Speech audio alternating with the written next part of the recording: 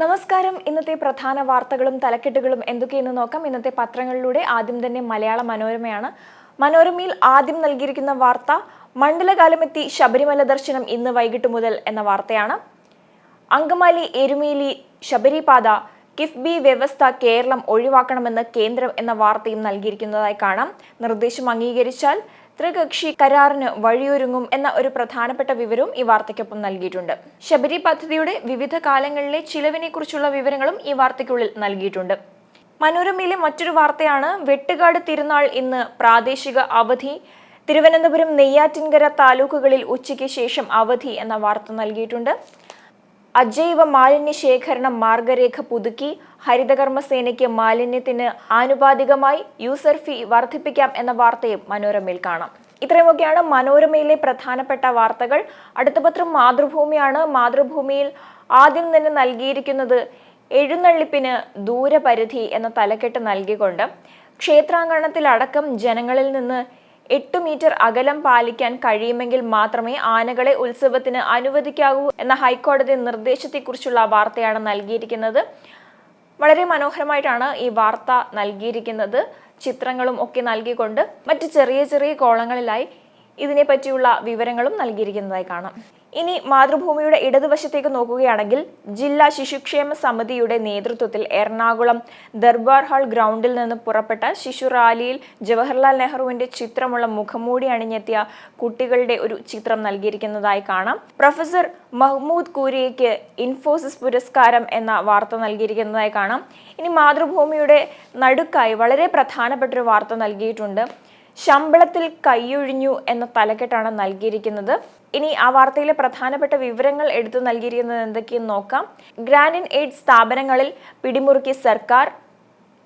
ഒപ്പം തൊട്ട് താഴെയായി 2 പ്രധാനപ്പെട്ട പോയിന്റുകൾ നൽകിയിട്ടുണ്ട്. നൽകുന്നത് സഹായം മാത്രം. ശമ്പളവും പെൻഷനും മറ്റു ചിലവുകളും സർക്കാരിന്റെ ബാധ്യതയല്ല എന്നിങ്ങനെയുള്ള വിവരങ്ങൾ നൽകിക്കൊണ്ട് സർക്കാർ സഹായത്തോടെ പ്രവർത്തിക്കുന്ന സ്ഥാപനങ്ങളുടെ ചെലവിൽ കർശന നിലപാടുമായി എത്തിയിരിക്കുകയാണ് സർക്കാർ. അതിനെക്കുറിച്ചുള്ള വിശദമായ വാർത്തയാണ് നൽകിയിരിക്കുന്നത്. ഇനി മറ്റു വാർത്തകളിലേക്ക് പോകാം. ഇപിയുടെ പരാതി SP അന്വേഷിക്കും എന്ന വാർത്ത നൽകിയിട്ടുണ്ട്. താഴേക്ക് വരുമ്പോൾ മോദിക്ക് ഡൊമിനിക്കയുടെ പരമോന്നത ബഹുമതി എന്ന വാർത്ത നൽകിയിരിക്കുന്നതായി കാണാം. തൊട്ട് താഴെ സംസ്ഥാന ശാസ്ത്രോത്സവം ഇന്ന് മുതൽ എന്ന വാർത്തയും ശബരിമല നട ഇന്ന് തുറക്കുമെന്ന വാർത്തയും നൽകിയിട്ടുണ്ട്. മറ്റു പ്രധാനപ്പെട്ട വാർത്തകൾ നോക്കാം. കൊടകര കേസിൽ ഹൈക്കോടതി EDയുടെ മെല്ലപ്പോക്കിൽ വിശദീകരണം തേടി എന്ന വാർത്തയും ദേശീയ ദുരന്തമായി പ്രഖ്യാപിക്കാനാകില്ല കേന്ദ്രമന്ത്രി എന്ന തലക്കെട്ട് നൽകിക്കൊണ്ട് വയനാട് ഉരുൾപൊട്ടൽ ദുരന്തവുമായി ബന്ധപ്പെട്ട ഒരു വാർത്ത നൽകിയിട്ടുണ്ട്. ഏറ്റവും ഒടുവിലായി മലിനീകരണം ഉണ്ടാക്കാത്ത വ്യവസായങ്ങൾക്ക് ഇനി അനുമതി എളുപ്പം എന്ന വാർത്ത നൽകിയിട്ടുണ്ട്. അടുത്ത പത്രം ദേശാഭിമാനിയാണ്. ദേശാഭിമാനിയിൽ ആദ്യം നൽകിയിരിക്കുന്ന വാർത്ത മുണ്ടക്കൈ ചൂരൽമല ഉരുൾപൊട്ടൽ ദുരന്തവുമായി ബന്ധപ്പെട്ട വാർത്തയാണ്. മുണ്ടക്കൈ ഉരുൾപൊട്ടൽ ദേശീയ ദുരന്തമല്ലെന്ന് കേന്ദ്രം, കണ്ണിൽ ചോരയില്ലാതെ എന്ന തലക്കെട്ടാണ് നൽകിയിരിക്കുന്നത്. ദേശാഭിമാനിയുടെ ഇടതുഭാഗത്തായി 2 ചെറിയ വാർത്തകൾ നൽകിയിരിക്കുന്നതായി കാണാം. ത്രിതല പഞ്ചായത്തുകൾക്ക് 267 കോടി എന്ന വാർത്തയും ശബരിമല നട ഇന്ന് തുറക്കും എന്ന വാർത്തയും നൽകിയിട്ടുണ്ട്. ഇനി മറ്റൊരു പ്രധാനപ്പെട്ട വാർത്ത ഒരു മാസത്തിനുള്ളിൽ രാജിവെക്കുന്ന 9ാമത്തെ നേതാവ്, മഹിളാ കോൺഗ്രസ് നേതാവും പാർട്ടി വിട്ടു എന്ന വാർത്ത നൽകിയിട്ടുണ്ട്. ഇനി വലതുവശത്തേക്ക് നോക്കുകയാണെങ്കിൽ സംസ്ഥാന സ്കൂൾ ശാസ്ത്രോത്സവത്തിന് ഇന്ന് തുടക്കമെന്ന വാർത്ത നൽകിയിരിക്കുന്നതായി കാണാം. ദേശാഭിമാനി പത്രത്തിന്റെ താഴേക്ക് വരുമ്പോൾ കൊടകര കള്ളപ്പണ കേസ് ഇഡിക്കും ആദായ നികുതി വകുപ്പിനും ഹൈക്കോടതി നോട്ടീസ് എന്ന വാർത്ത നൽകിയിരിക്കുന്നതായി കാണാം. 3 ആഴ്ചയ്ക്കകം അന്വേഷണ പുരോഗതി അറിയിക്കണം എന്ന പ്രധാനപ്പെട്ട ഒരു പോയിന്റും നൽകിയിട്ടുണ്ട്. ഇനി ഏറ്റവും ഒടുവിലത്തെ വാർത്ത KK രത്നകുമാരി കണ്ണൂർ ജില്ലാ പഞ്ചായത്ത് പ്രസിഡന്റ് എന്ന വാർത്തയാണ്. ആ വാർത്തയും ദേശാഭിമാനിയിൽ കാണാൻ സാധിക്കും. അടുത്ത പത്രം കേരള കൗമുദിയാണ്. കൗമുദിയിൽ ആദ്യം തന്നെ നൽകിയിരിക്കുന്ന വാർത്ത എന്ന് പറയുന്നത് ശബരിമല നട തുറക്കുന്നതുമായി ബന്ധപ്പെട്ട വാർത്തയാണ്. മണ്ഡല തീർത്ഥാടനത്തിന് ശബരിമല നട ഇന്ന് തുറക്കുമെന്ന തലക്കെട്ടാണ് നൽകിയിരിക്കുന്നത്. ഇടതുഭാഗത്തേക്ക് നോക്കുകയാണെങ്കിൽ സംസ്ഥാന ശിശുക്ഷേമ സമിതിയുടെ ആഭിമുഖ്യത്തിൽ തിരുവനന്തപുരത്ത് നടന്ന ശിശുദിന റാലിയുമായി ബന്ധപ്പെട്ട ഒരു ചിത്രമാണ് നൽകിയിരിക്കുന്നത്. ഇനി താഴേക്ക് വരുമ്പോൾ മറ്റ് പ്രധാനപ്പെട്ട വാർത്തകൾ കാണാൻ സാധിക്കും.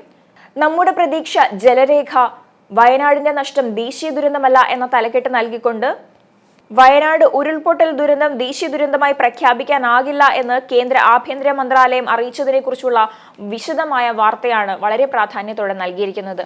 അതോടൊപ്പം തന്നെ 10-12 സിലബസ് 15% ചുരുക്കും, പഠനഭാരം കുറച്ച് CBSE എന്ന വാർത്തയും നൽകിയിരിക്കുന്നതായി കാണാം. ഇനി താഴേക്ക് വരുമ്പോൾ നരേന്ദ്രമോദിക്ക് ഡൊമിനിക്കയുടെ പരമോന്നത പുരസ്കാരം ലഭിച്ചതിനെക്കുറിച്ചുള്ള വാർത്തയും ഗ്രാൻഡ് ഇൻ എയ്ഡ് സ്ഥാപനം ശമ്പള ചെലവ് കണ്ടെത്തണം എന്ന വാർത്തയും നൽകിയിരിക്കുന്നതായി കാണാം. ആശ്രിത നിയമനം അവകാശമല്ല എന്ന സുപ്രീം കോടതിയുടെ നിരീക്ഷണത്തെക്കുറിച്ചുള്ള വാർത്തയും നൽകിയിട്ടുണ്ട്. ഇപിയെ പാർട്ടി കമ്മിറ്റികളിൽ നിന്ന് ഒഴിവാക്കിയേക്കും എന്ന വാർത്തയും കൗമുദിയിൽ ഏറ്റവും ഒടുവിലായി കാണാൻ സാധിക്കും. ഇപിയുടെ വിവാദത്തിൽ കഴമ്പില്ല എന്ന ചെറിയ തലക്കെട്ട് നൽകിക്കൊണ്ട് ഈ വാർത്തയ്ക്കുള്ളിൽ തന്നെ ഒരു ചെറിയ കോളം വാർത്തയും നൽകിയിരിക്കുന്നതായി കാണാം.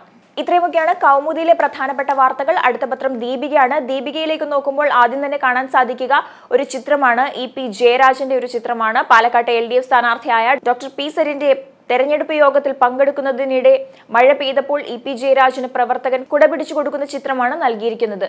ആകെ നനഞ്ഞാൽ എന്ന ഒരു തലക്കെട്ടും ഈ ചിത്രത്തിനൊപ്പം നൽകിയിട്ടുണ്ട്. മറ്റൊരു പ്രധാനപ്പെട്ട വാർത്ത ദീപികയിൽ കാണാൻ സാധിക്കുക വയനാട് ഉരുൾപൊട്ടൽ ദുരന്തവുമായി ബന്ധപ്പെട്ട വാർത്തയാണ്. വയനാട് ഉരുൾപൊട്ടൽ ദേശീയ ദുരന്തമായി പ്രഖ്യാപിക്കില്ല കേന്ദ്രം എന്ന തലക്കെട്ടാണ് നൽകിയിരിക്കുന്നത്. ഇനി മറ്റു വാർത്തകളിലേക്ക് പോകാം. ഇ.പി. ജയരാജന്റെ ആത്മകഥാ വിവാദം കോട്ടയം SP-ക്ക് അന്വേഷണ ചുമതല എന്ന വാർത്ത നൽകിയിരിക്കുന്നതായി കാണാം. കേരളത്തിൽ താമസിക്കുന്നവർക്ക് ഏത് RTO ഓഫീസിലും വാഹനം രജിസ്റ്റർ ചെയ്യാമെന്ന് ഹൈക്കോടതിയുടെ നിരീക്ഷണത്തെക്കുറിച്ചുള്ള വാർത്ത നൽകിയിരിക്കുന്നതായി കാണാം. തൊട്ടു താഴെ വായു മലിനീകരണം ശ്വാസം മുട്ടി രാജ്യ തലസ്ഥാനം എന്ന വാർത്ത നൽകിയിരിക്കുന്നതായി കാണാം. ഏറ്റവും താഴെയായി ആന എഴുന്നള്ളിപ്പിന് കർശന നിയന്ത്രണം എന്ന വാർത്ത നൽകിയിട്ടുണ്ട്. ആ വാർത്തയുടെ വലതുവശത്തായി തേക്കടിയിൽ ഇസ്രായേൽ വനിതയെ അധിക്ഷേപിച്ചു, കശ്മീർ സ്വദേശികളെ പോലീസ് താക്കീത് ചെയ്തു എന്ന വാർത്ത നൽകിയിട്ടുണ്ട്. ഇത്രയുമൊക്കെയാണ് ദീപികയിലെ ആദ്യ പേജിലെ വാർത്തകൾ. അടുത്ത പത്രം ജന്മഭൂമിയാണ്. ജന്മഭൂമിയിൽ ആദ്യം തന്നെ വളരെ പ്രാധാന്യത്തോടെ നൽകിയിരിക്കുന്ന വാർത്ത വഖഫ് ബോർഡ് വിഷയവുമായി ബന്ധപ്പെട്ട വാർത്തയാണ്. മുനമ്പത്തെ വഖഫ് ഭീകരത JPC-യിൽ ഉന്നയിക്കും കരന്ദില ജെ എന്ന തലക്കെട്ടാണ് നൽകിയിരിക്കുന്നത്. തൊട്ടു താഴെ വയനാട് ദുരന്തവുമായി ബന്ധപ്പെട്ട ഒരു വാർത്ത നൽകിയിരിക്കുന്നതായി കാണാം. വയനാട് ദുരന്തം കേന്ദ്രം കൈമാറിയത് 395 കോടി എന്ന തലക്കെട്ടാണ് നൽകിയിരിക്കുന്നത്. മറ്റ് പത്രങ്ങളിലെല്ലാം വയനാട് ദുരന്തവുമായി ബന്ധപ്പെട്ട വാർത്ത വയനാട് ദുരന്തത്തെ ദേശീയ ദുരന്തമായി പ്രഖ്യാപിക്കില്ല എന്നാണ് നൽകിയിരിക്കുന്നതെങ്കിൽ ജന്മഭൂമിയിൽ മാത്രം കേന്ദ്രം കൈമാറിയ തുകയെക്കുറിച്ചുള്ള വാർത്തയാണ് നൽകിയിരിക്കുന്നത്. ഒപ്പം ദേശീയ ദുരന്തം എന്നൊന്നില്ല എന്ന് ചെറിയ തലക്കെട്ട് നൽകിക്കൊണ്ട് അതിനെക്കുറിച്ചുള്ള വിശദ വിവരങ്ങളും നൽകിയിട്ടുണ്ട്. ഇനി മറ്റൊരു വാർത്ത നോക്കാം. പുണ്യദർശന ദിനങ്ങളിലേക്ക് പൂങ്കാവനം എന്ന തലക്കെട്ട് നൽകിക്കൊണ്ട് മണ്ഡലകാലത്തിന് ഇന്ന് ശബരിമല നട തുറക്കും എന്ന വാർത്ത നൽകിയിട്ടുണ്ട്. പ്രധാനമന്ത്രി നരേന്ദ്രമോദിക്ക് ഡൊമിനിക്കൻ പരമോന്നത പുരസ്കാരം ലഭിച്ചതിനെക്കുറിച്ചുള്ള വാർത്ത ഏറ്റവും താഴെയായി കാണാൻ സാധിക്കും. തൊട്ടരികിലായി ഇസ്രായേൽ വിനോദസഞ്ചാരികളെ കശ്മീരി വ്യാപാരികൾ അപമാനിച്ച് ഇറക്കിവിട്ടു എന്ന വാർത്തയും നൽകിയിട്ടുണ്ട്. ഇത്രയുമൊക്കെയാണ് ജന്മഭൂമിയിലെ വാർത്തകൾ. അടുത്ത പത്രം മാധ്യമമാണ്. മാധ്യമത്തിൽ ആദ്യം തന്നെ നൽകിയിരിക്കുന്ന വാർത്ത വയനാട് ഉരുൾപൊട്ടൽ ദുരന്തവുമായി ബന്ധപ്പെട്ട വാർത്തയാണ്. വയനാട് ദേശീയ ദുരന്തമല്ലെന്ന് കേന്ദ്രം വെറും ദുരന്തം എന്ന തലക്കെട്ടാണ് നൽകിയിരിക്കുന്നത്. പ്രധാനപ്പെട്ട 2 പോയിന്റ് ഇവയാണ്. മാനദണ്ഡങ്ങൾ പ്രകാരം ദേശീയ ദുരന്തമായി പ്രഖ്യാപിക്കാനാകില്ല, ആവശ്യത്തിനുള്ള പണം കേരളത്തിന്റെ ദുരന്ത നിവാരണ നിധിയിലുണ്ട് എന്നിങ്ങനെയുള്ള പ്രധാനപ്പെട്ട 2 വിവരങ്ങളാണ് നൽകിയിരിക്കുന്നത്. വയനാടും പ്രതിസന്ധിയും കടമെടുപ്പിൽ ഇളവ് തേടി എന്ന തലക്കെട്ട് നൽകിക്കൊണ്ട് ഈ വാർത്തയ്ക്കുള്ളിൽ തന്നെ മറ്റൊരു വാർത്ത നൽകിയിരിക്കുന്നതായി കാണാം. ഇനി മാധ്യമത്തിന്റെ ഇടതുവശത്തേക്ക് നോക്കുകയാണെങ്കിൽ ഒരു ദേശീയ വാർത്ത നൽകിയിരിക്കുന്നതായി കാണാം. പണപ്പെരുപ്പം 4 മാസത്തെ ഉയരത്തിൽ എന്ന തലക്കെട്ട് നൽകിയിട്ടുണ്ട്. തൊട്ട് താഴെ സാന്റിയാഗോ മാർട്ടിന്റെ സ്ഥാപനങ്ങളിൽ ED റെയ്ഡ് എന്ന വാർത്ത നൽകിയിട്ടുണ്ട്. വലതുവശത്ത് ഏറ്റവും ഒടുവിലായി നൽകിയിരിക്കുന്ന വാർത്ത ത്രിതല പഞ്ചായത്തുകൾക്ക് 267 കോടി രൂപ കൂടി എന്ന വാർത്തയാണ്. ഇനി മറ്റു പ്രധാനപ്പെട്ട വാർത്തകളിലേക്ക് പോകാം. വഖഫ് ബോർഡ് കേസിൽ അമാനത്തുള്ള ഖാന് ജാമ്യം എന്ന വാർത്ത നൽകിയിട്ടുണ്ട്. അർഷ്ദല്ലയെ വിട്ടുകിട്ടണമെന്ന് ഇന്ത്യ എന്ന തലക്കെട്ട് നൽകിക്കൊണ്ട് കാനഡയിൽ അറസ്റ്റിലായ ഖലിസ്ഥാൻ വിഘടനവാദി നേതാവ് അർഷ്ദല്ല എന്ന അർഷ് സിംഗ് ഗല്ലിനെ വിട്ടു നൽകാൻ ആവശ്യപ്പെടുമെന്ന് ഇന്ത്യ എന്ന വാർത്തയാണ് നൽകിയിരിക്കുന്നത്. പിന്നെ മറ്റൊരു ചെറിയ വാർത്ത കാണാൻ സാധിക്കുന്നത് വാട്സ്ആപ്പ് നിരോധിക്കണമെന്ന ഹർജി തള്ളിയതിനെ കുറിച്ചുള്ള വാർത്തയാണ്. അതുപോലെ തന്നെ ഇന്ന് ശബരിമല നട തുറക്കും എന്ന വാർത്തയും നൽകിയിട്ടുണ്ട്. ഇനി മറ്റൊരു പ്രധാനപ്പെട്ട വാർത്ത എന്ന് പറയുന്നത് ഇ.പി. ജയരാജന്റെ ആത്മകഥാ വിവാദവുമായി ബന്ധപ്പെട്ട ഒരു വാർത്തയാണ്. ആത്മകഥാ വിവാദത്തിൽ പോലീസ് അന്വേഷണം തുടങ്ങി, കഥയറിയാതെ 2ാം ദിനം എന്ന തലക്കെട്ടാണ് നൽകിയിരിക്കുന്നത്. ഏറ്റവും ഒടുവിലായി സ്കൂൾ ശാസ്ത്രോത്സവം ഇന്നു മുതൽ എന്ന വാർത്ത നൽകിയിരിക്കുന്നതായി കാണാം. ഇനി ഒരു ചിത്രം കൂടെ ഏറ്റവും താഴെ നൽകിയിട്ടുണ്ട്. അത് മറ്റൊന്നുമല്ല, പുകമഞ്ഞു മൂടിയ അന്തരീക്ഷത്തിൽ ഡൽഹിയിൽ യമുന നദിയിൽ പക്ഷികൾക്ക് തീറ്റ കൊടുക്കുന്ന ഒരു തോണിക്കാരന്റെ ചിത്രമാണ് നൽകിയിരിക്കുന്നത്. ഡൽഹിയിലെ അന്തരീക്ഷ വായു മലിനീകരണം വർദ്ധിച്ചുകൊണ്ടിരിക്കുകയാണ്. അത് വെളിവാക്കുന്ന ഒരു ചിത്രമാണ് നൽകിയിരിക്കുന്നത്.